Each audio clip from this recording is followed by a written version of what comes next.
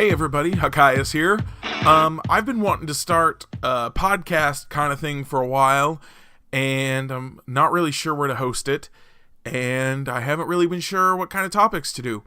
So I've decided to just go ahead and for now, I'll just take the topics that I write for my blog and record those in podcast format for the people who don't feel like reading, and I'll put them here on my YouTube channel.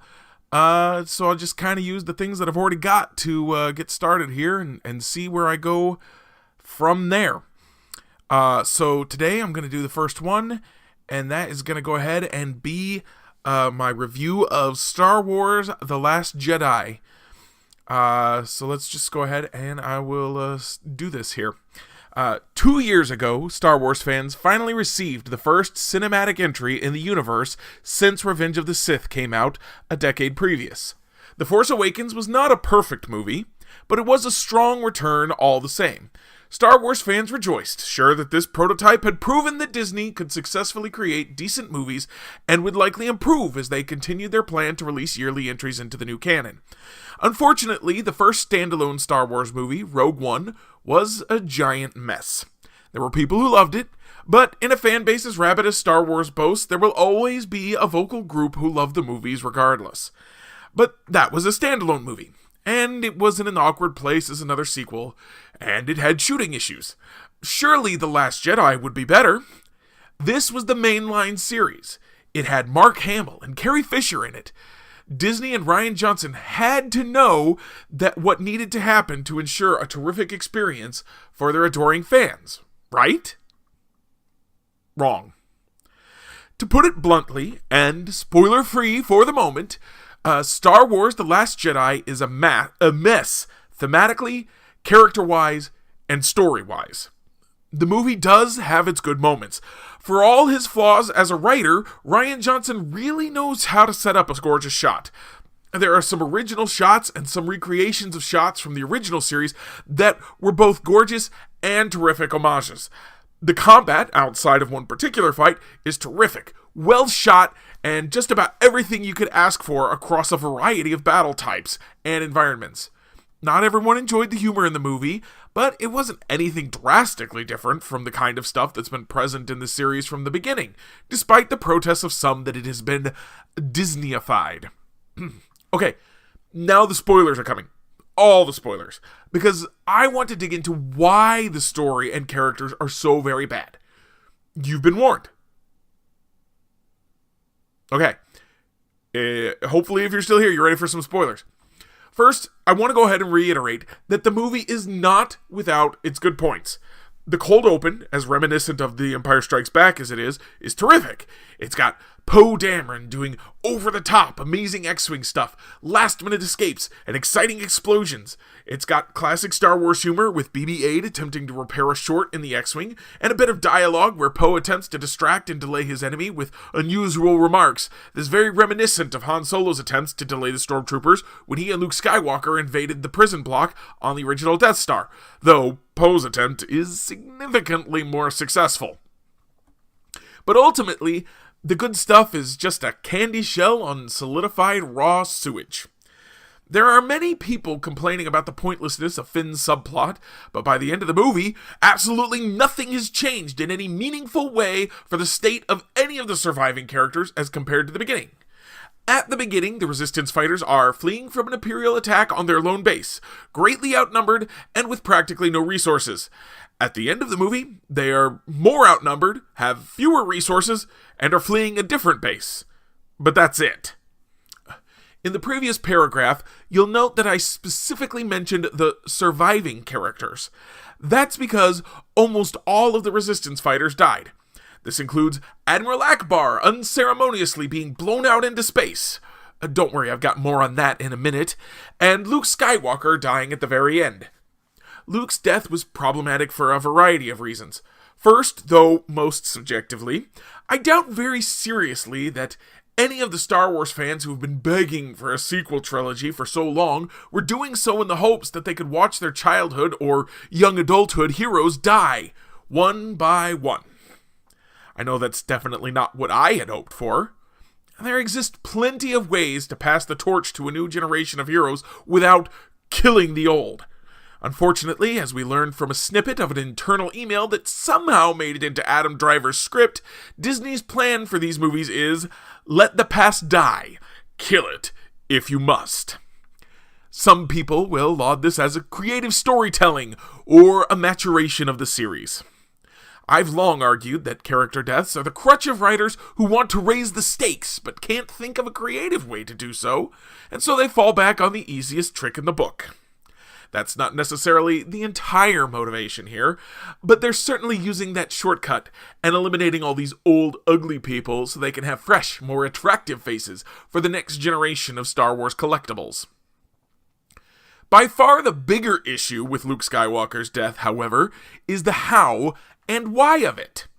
There was a moment when it appeared Luke would die in the same way as his mentor, Obi-Wan Kenobi, sacrificing himself following a lightsaber duel with his old apprentice in order to distract the enemy so his allies could escape and bring hope to the galaxy. That death would have actually been pretty good symbolically, especially since Leia's old message to Obi-Wan Kenobi was what spurred Luke to even consider doing anything useful to begin with. However, that's not what we got.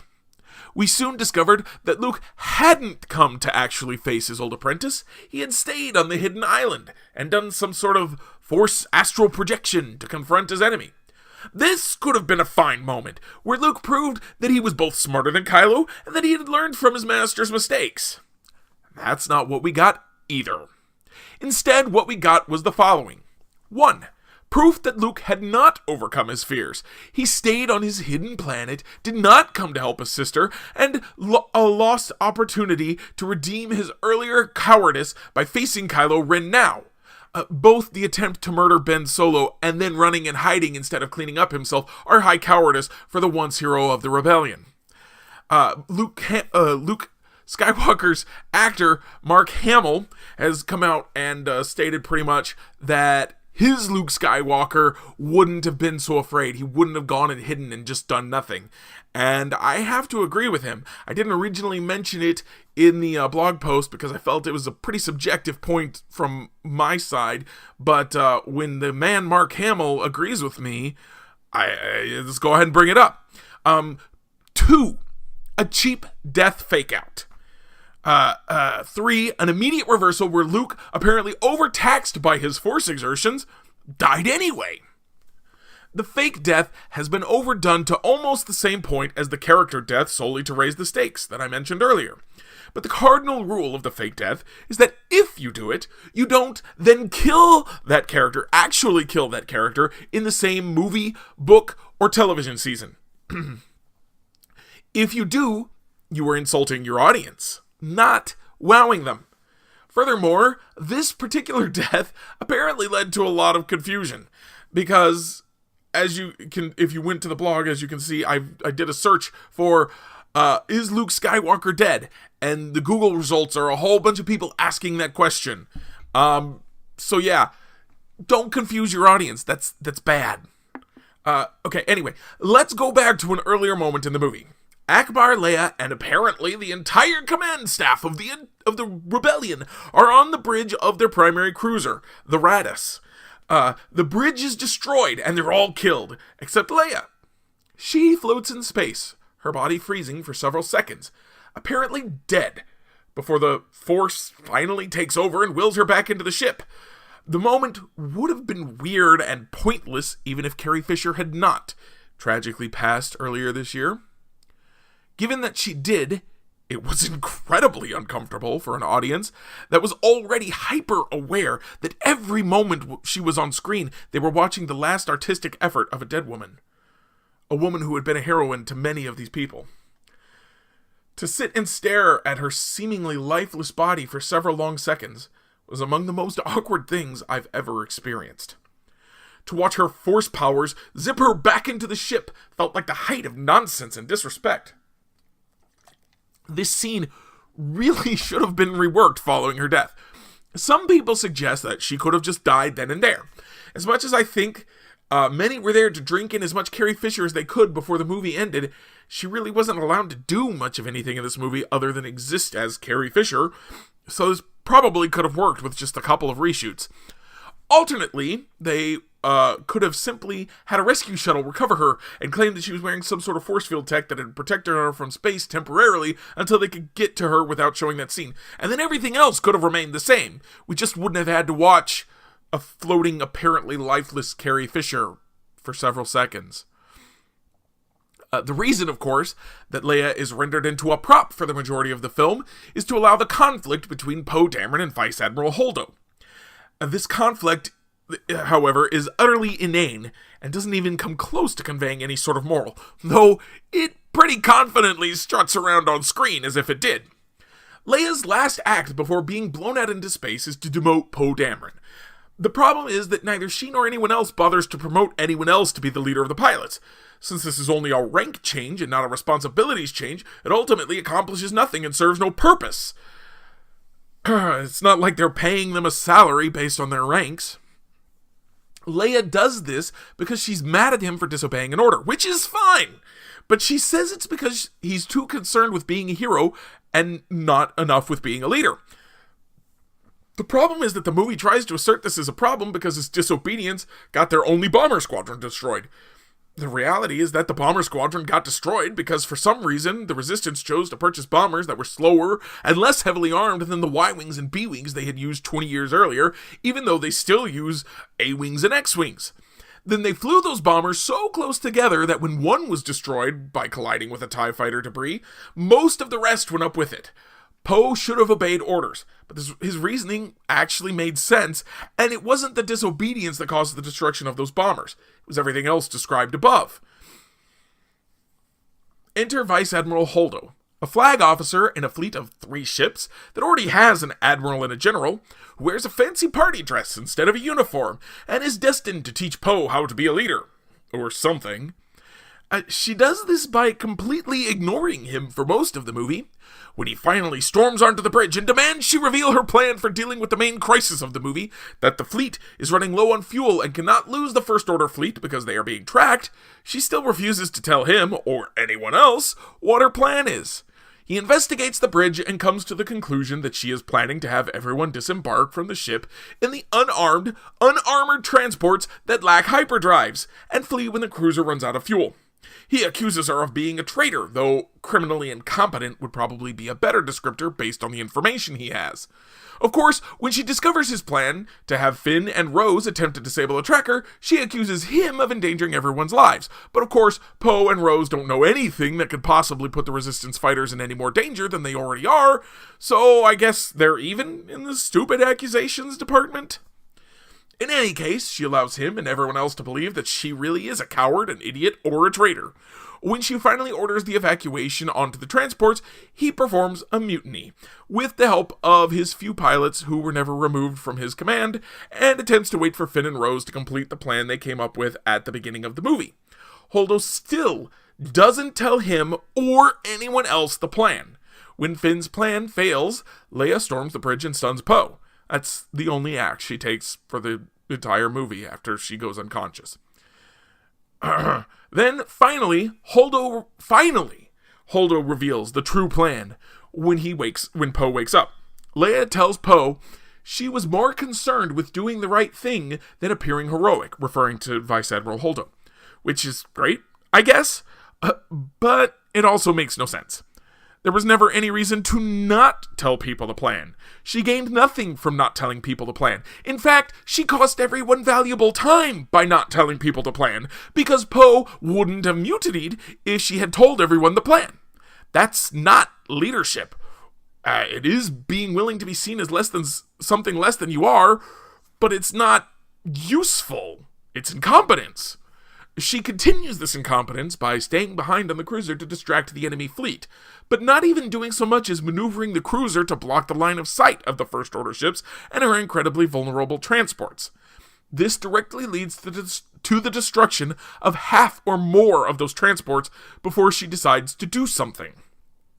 She ultimately sacrifices her life by aiming a hyperspace jump directly at the enemy fleet, destroying the entire thing.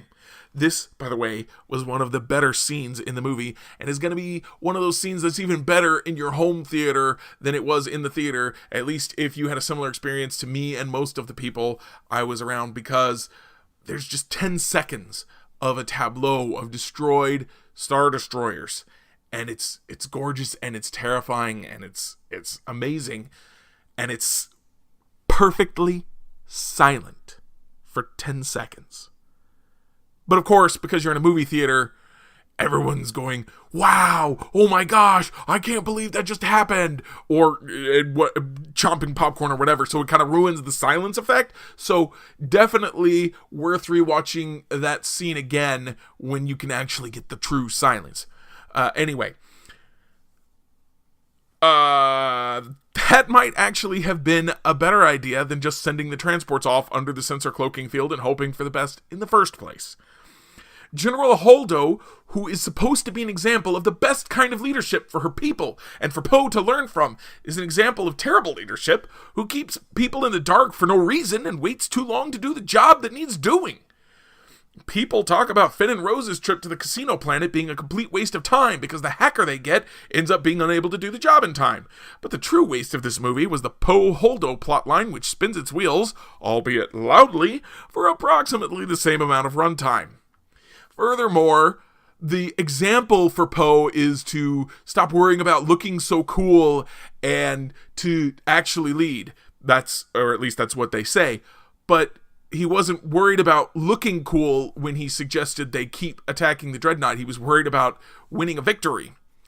And for the rest of the movie, he is given no opportunities to choose between looking cool and actually being the leader.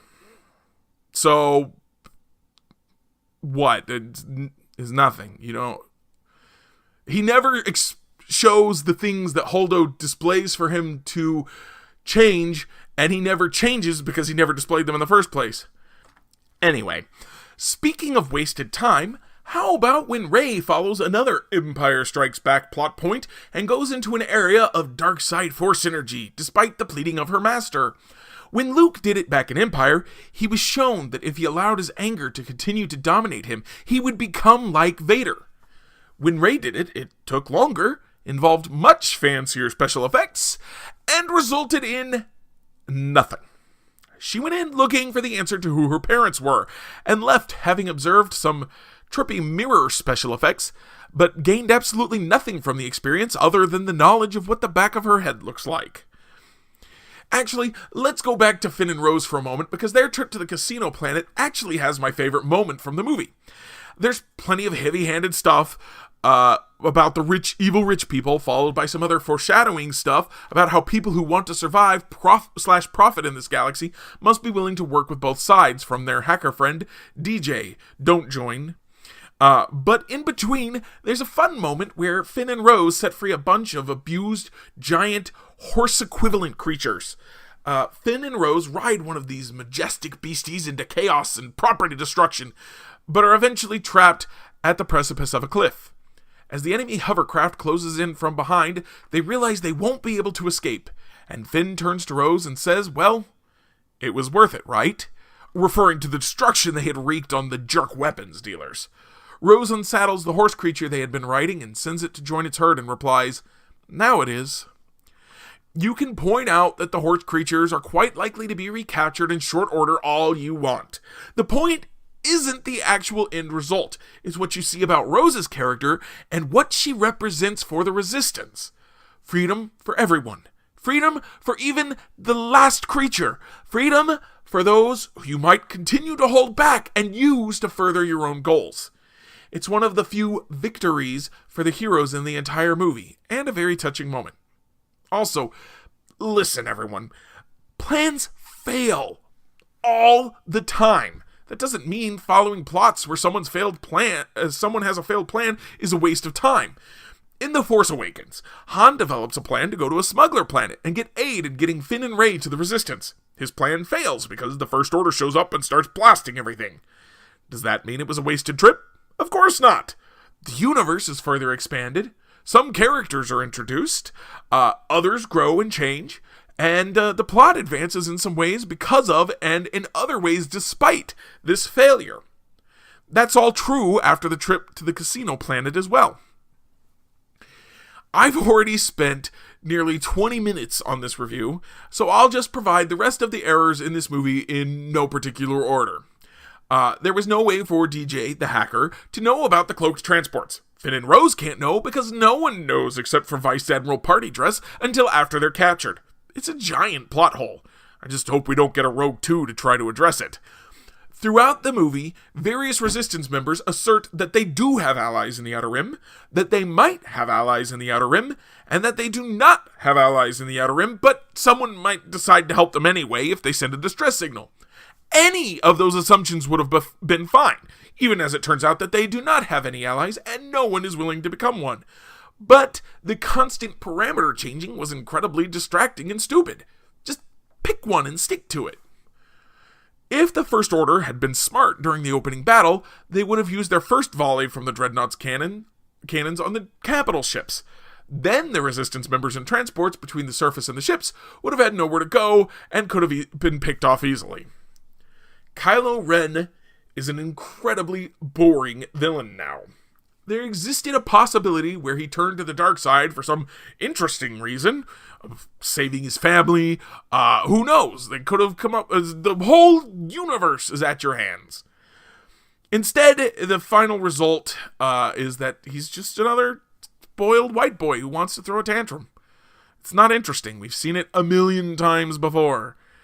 Sure, yes, he has an excuse because Luke Skywalker looked like he was about to kill him, which, again, doesn't make sense for Luke's character, but moving on. That doesn't excuse trying to destroy the entire galaxy or killing your own father, both of which were not part of this plan of Luke's. He's apparently not even conflicted anymore, if he ever was. It's just a very disappointing turn. Also, it turns out that all of the theorizing about Supreme Leader Snoke's true identity was pointless. Not only was he not someone we had ever heard of before, but he died unceremoniously without directly affecting the trilogy other than being the original impetus for Kylo Ren's turn to the dark side. Kylo might as well have turned because he prefers to set his marshmallows on fire for all the difference it makes. As with the prequel trilogy, all of the actors appear borderline incompetent. As with the prequel trilogy, I'm left to assume it's terrible writing and poor directing that cause it, because Oscar Isaac, at least, has been nails in other roles I've seen him perform. Other than him, Adam Driver and Mark Hamill, the acting was subpar to say the least. Actually, I take that back. Kelly Marie Tran, who played Rose, did the best she could with some admittedly really dumb dialogue. Before you flame me, Carrie Fisher wasn't given a role to act. She was given a prop to be. Really unfortunate.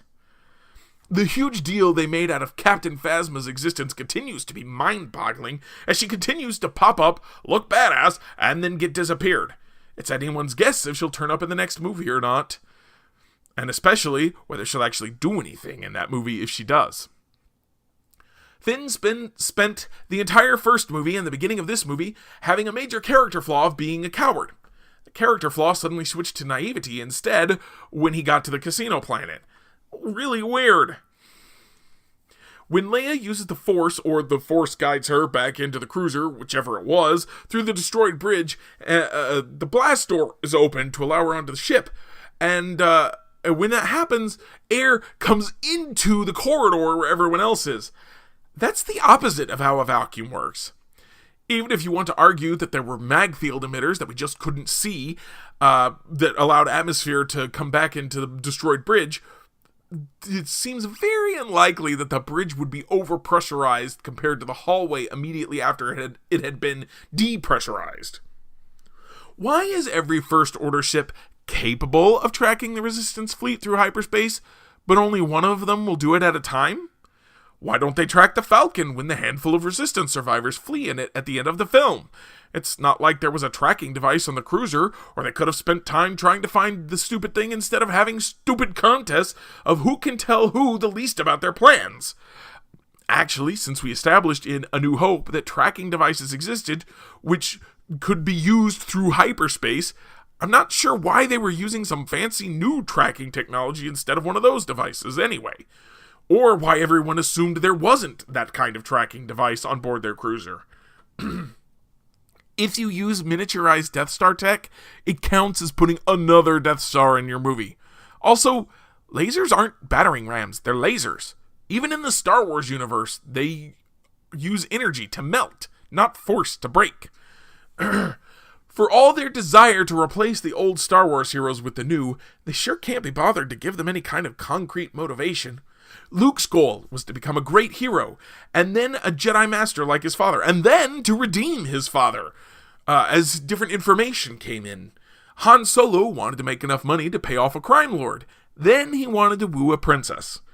Leia worked hard to use her position and talents to bring freedom to the downtrodden people of the galaxy. What Rey, Finn, and Poe want changes according to the needs of the script at any given moment. Why did the frigate captain stay on the frigate when it ran out of fuel? There was nothing he could do, and I find it hard to believe that there wasn't room for one more person on the escape transports.